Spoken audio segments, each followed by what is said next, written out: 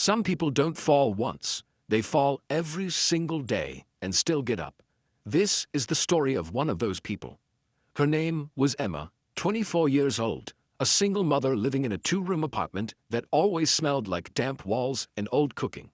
She worked as a cleaner at a hotel, 5 days a week, 6 hours a day, wiping floors that other people dirtied without a second thought. Every evening she came home tired. Her shoes were worn, her back hurt, and on the kitchen table sat a small drawing her 5-year-old daughter had made. A crayon house with a garden, a sun in the corner, and the words, "Our home one day, Mama." Emma would look at that drawing, and then look at her 4 walls, and wonder, will this ever change? She had no degree, no savings, no connections, nothing but a daughter who believed her mother could build that crayon house someday.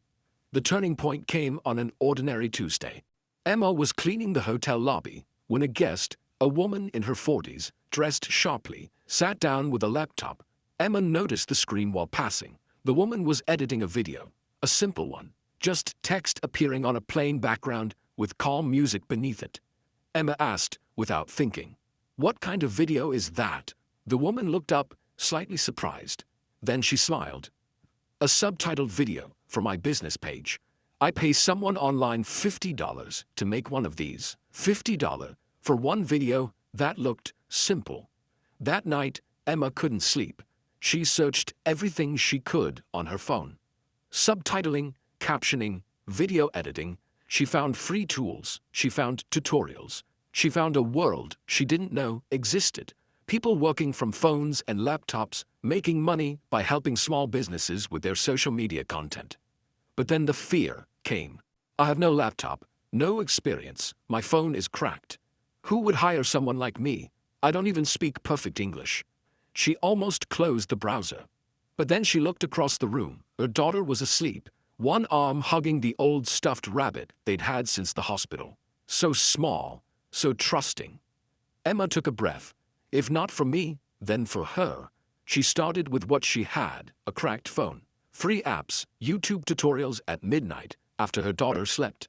She practiced subtitling on random videos, shows, news clips, anything. She spent 3 weeks just learning the rhythm of it.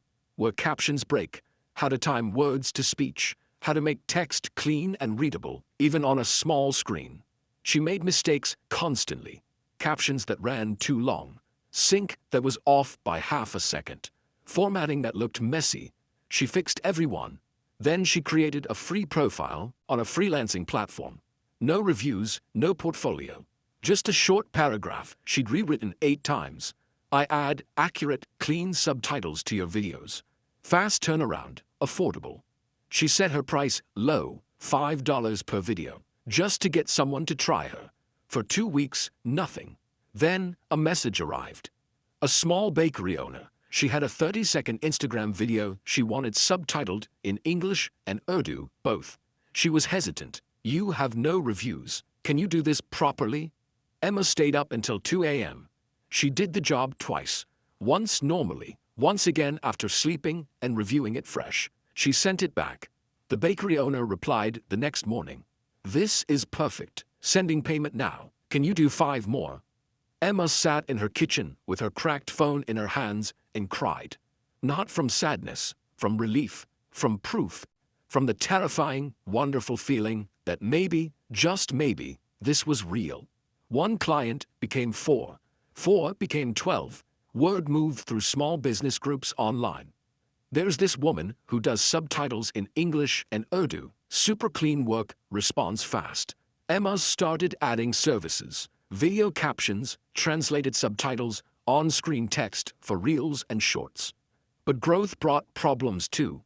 Some clients disappeared after receiving work without paying. One gave her a terrible review because he changed his mind about the style after she'd already finished.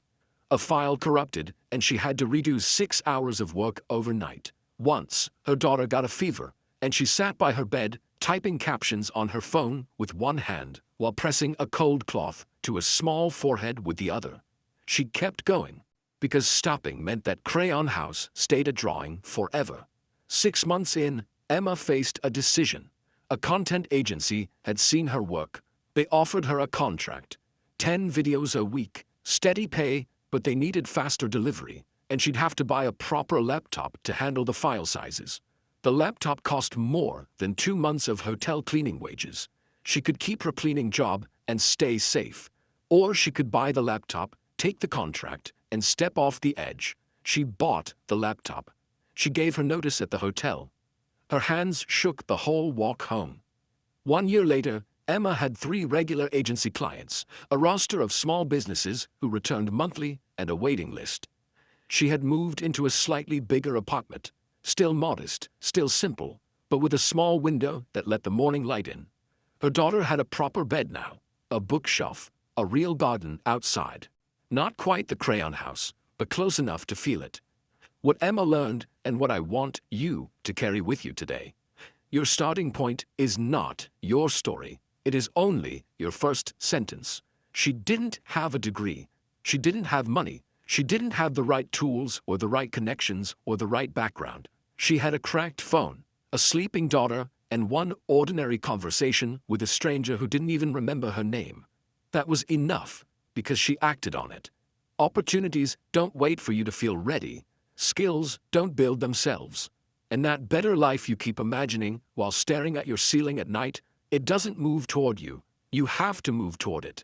Start ugly, start scared, start with $5 and a cracked screen, if that's what you have. But start, because somewhere, someone's daughter is sleeping in the next room, trusting you completely, and you owe it to both of you to try. The world doesn't need you to be perfect. It just needs you to begin.